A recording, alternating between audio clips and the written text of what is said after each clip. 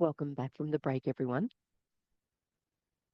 We're going to continue with our resurrection sessions now, and we'll continue on until we have our lunch break. So, this is going to take us some time. We're going to read together and flesh out these insights, and then we'll get into our breakout rooms and really go deeply into the truth, accepting the truth, standing in the relaxed certainty that is knowing that only the truth is true. So, in this session, we'll look at the Christ that you are, because it's often the case that we're asked this question: how can I be aware that I am the light that is the Christ consciousness? That is the point of the resurrection. That is the only pointing of that holiday we call Easter. It is a paradox that the perception of being the Christ consciousness is clear and complete when we are not trying to see or to be the Christ. As we were talking about in one of our earlier sessions, trying to make the truth true is not the truth. Fact is fact. We never try to make a fact fact.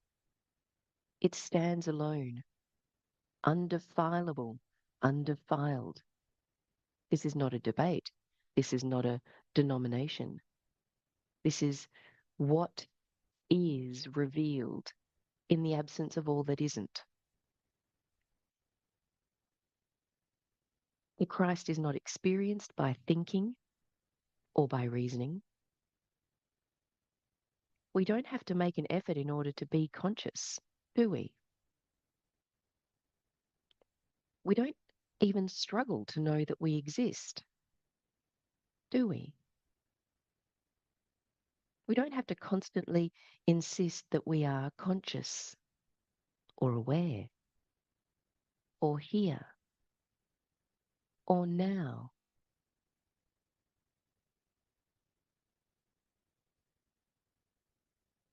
Rather, we just know that we are. And in this knowing, there's no effort involved. In fact, knowing is not separate from here, now, aware being. Beloved, our very awareness that we exist is the Christ consciousness, impersonal, all inclusive and all encompassing. It is the Christ, aware of being and of being the Christ. I know and I knows it knows. We aren't ignorant. We know what we are. We don't have to limit ourselves.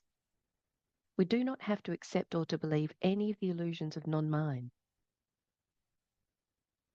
Yes, sometimes our affairs do seem to be inharmonious. Such illusions can only appear for a little moment in the eternity of our being. And an appearance isn't reality.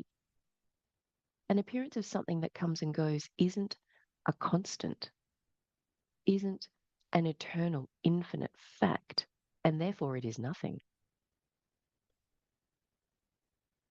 And so anything can seem to arise, but we know what we really are, and so we can't be deceived. That's how we can tangibly know exclusively the peace that passeth understanding, because it's natural, it's normal, it's eternal, it's timeless and changeless. There are not two consciousnesses. There's not the truth and me. There's not God and me. There's no and in reality. There is but one consciousness for us to be, and this is the Christ self. This is why we simply don't permit ourselves to believe that anyone or anything is imperfect.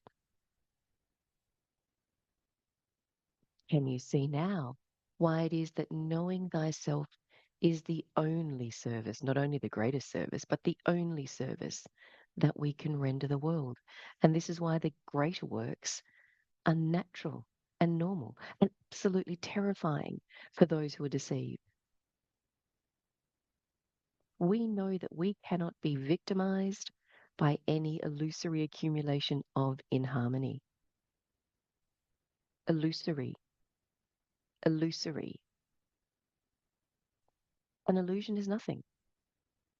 Even though the world of appearance seems to be an exact opposite from the perfection we know it to be, we never, for one moment, depart from our perfect seeing, which is why we're here, which is why those of you here value this community, because we are vigilant in truth.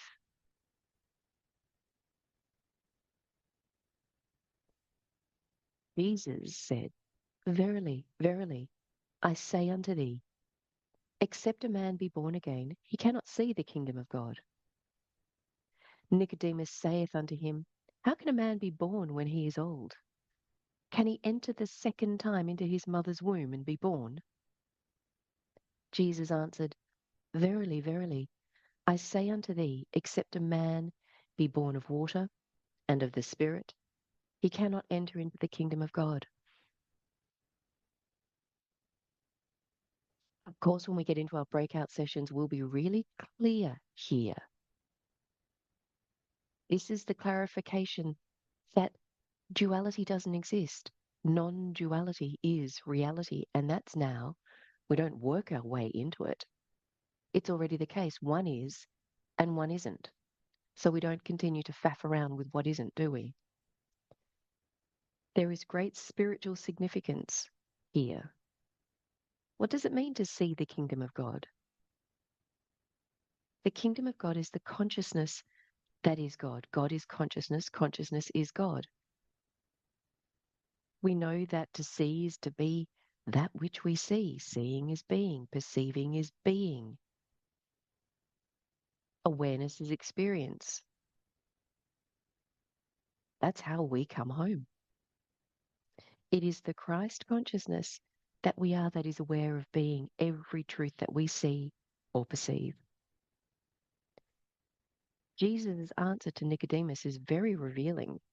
Of course, being the Christ, he knew that man was not what it appeared, that real man is birthless, no beginning and no ending. The illusion contains birth and death, but an illusion is nothing. There's never been a birth, there's never been a death, there's never been anything but the perfection that is immaculate, complete, infinite, eternal consciousness, consciously aware. What is known by an illusory character is not knowing, it's nothing at all. And Jesus knew that Nicodemus was not yet prepared to perceive this fact, which is why we speak only to those who are ready, only to those who genuinely, truly, entirely, solely want truth, and therefore live as the light.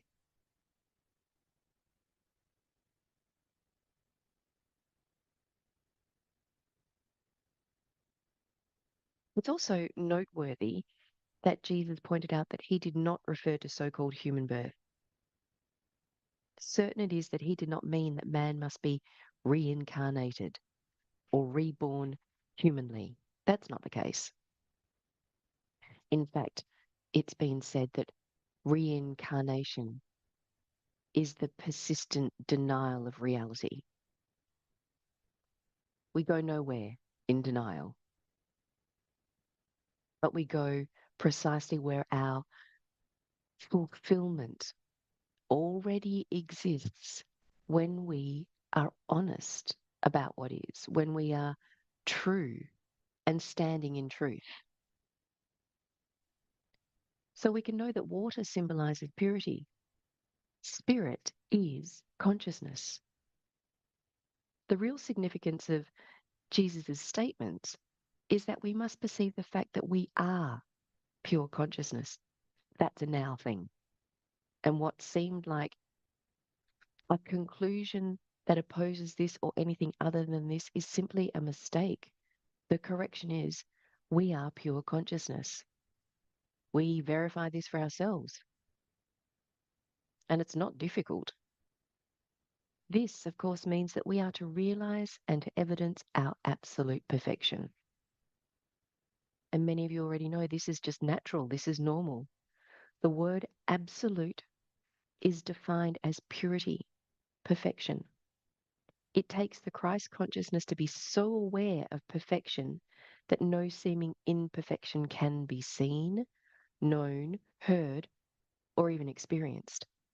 That's reality. But we also know that few there be who will stand so absolutely to see so truly and immaculately and perfectly. To be born again means to perceive that we were never born. It is our absolute, pure consciousness aware of being pure spirit, consciousness, life, mind, and love. It also speaks to our awareness of being the eternal Christ. I knows. I. Impersonal Christ. I has never been associated with man whose breath is in his nostrils. There is no man with breath in his nostrils. But if you believe you are, then you are that. And there's simply no help. That's why the world is in as much of a pickle as it's always been, in that illusory conscious awareness. But in truth, it isn't. And those who know truth don't experience hardship, only experience peace. So these statements of Jesus symbolize many significant facts. One of these facts is that we are to realize right here and now the genuine, eternal, perfect nature of this that we call our body, the temple of the living God. We are to clearly perceive that the substance in form that is right here, as this body really is, the body of consciousness, also known as God, also known as spirit, also known as life, love.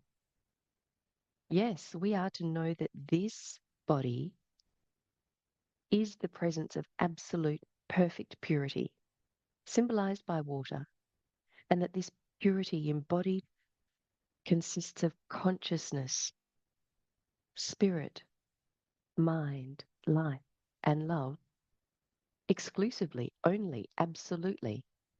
There's not a portion of person and a bit of spirit. That's why anyone who thinks they're a person trying to be spiritual is forever off track. One is, and that's the case now, so we stand in one, and we see and know and tangibly experience the manifestation of that perfection. The illumined Christ consciousness reveals that this body right here and now is the evidence of the eternal, perfect body of God. And this eternal body of God is the eternal body that you have and that you are. So what does it mean to be born again? And I realize this is the theme of every session that we've had this weekend, for good reason. Already, it's dawned on so many of you. A new day, a new life. And the former things have entirely passed away. Being born again means ever-present nearness, freshness, vitality, and boundless strength. Beloved, do you know that in this sense, you have been born again and again since you first began to read and hear these words? And for many of you, you've read this handout many times, heard this in our sessions many times. This is true because constantly the entire boundless universal ocean of living light has surged and is surging, flowed and circulated in through and as this ever new body. There is no time.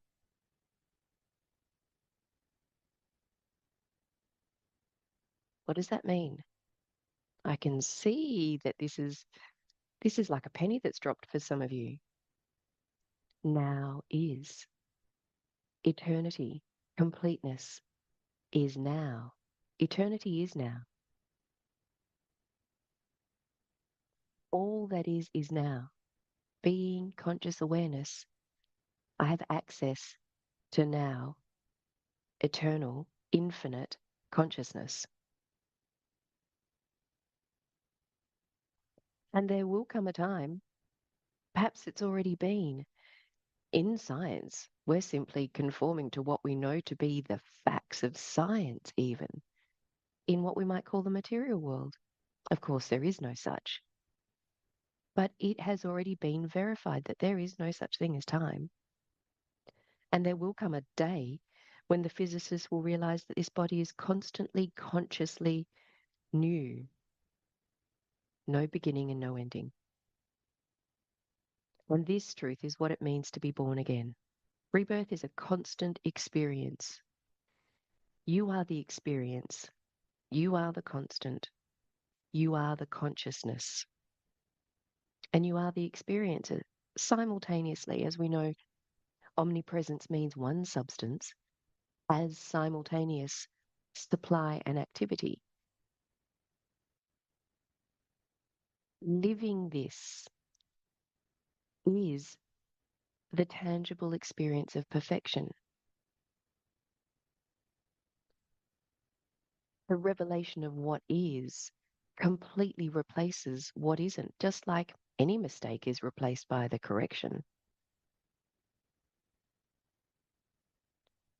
But Christ is not bodiless. We are not void.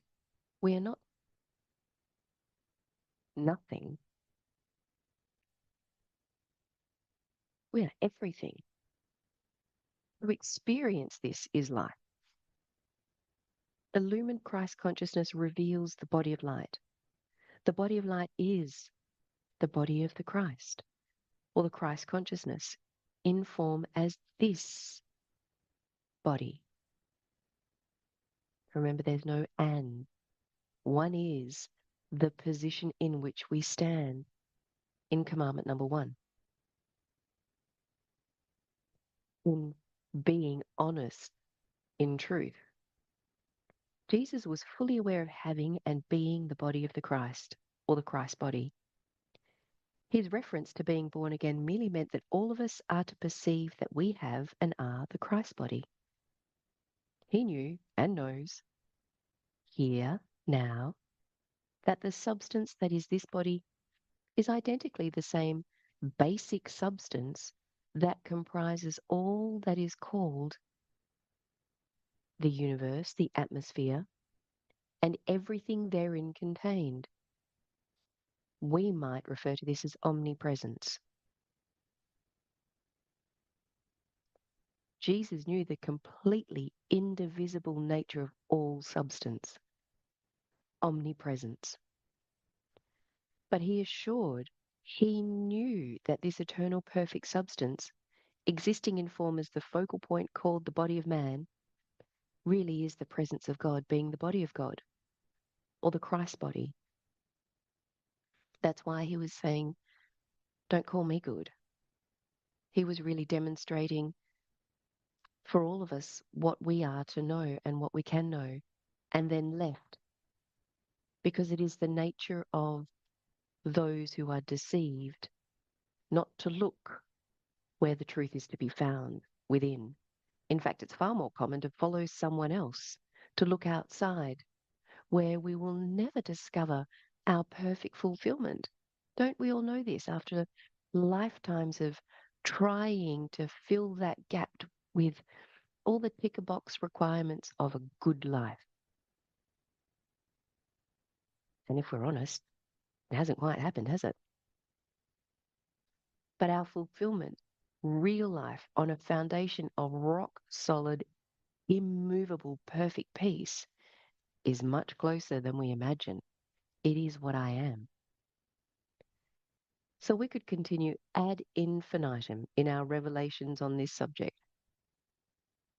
But let's be clear that these glorious truths are already present in and as the consciousness that you are, you, your being. Truth is impersonal. Consciousness is equally distributed because it's omnipresent. No one has more, no one has less. You aren't here to revere a person, but to know the Christ that is the one life. That is all. That which is the universal body I am is also the specific body I am. That which is the specific body I am is the universal body I am. This isn't intellectual. This is what we come to know. Can you accept the fact that you are so all knowing and all wise that if you get out of the way, the revelations that will fill you up because it is what you are can be allowed? You already are the infinite. You lack nothing. And yes, the greater works is natural and normal. And of course, the higher mysteries is the pinnacle. And that will be our final day's content. Beloved, pause for a moment and experience the fire, the supreme joy, the pure ecstasy of this glorious revelation that what I is what I seek. It's right here where I am. So let's take a little 5-minute pause and we'll pop you all in your breakout rooms and then go deeply into this.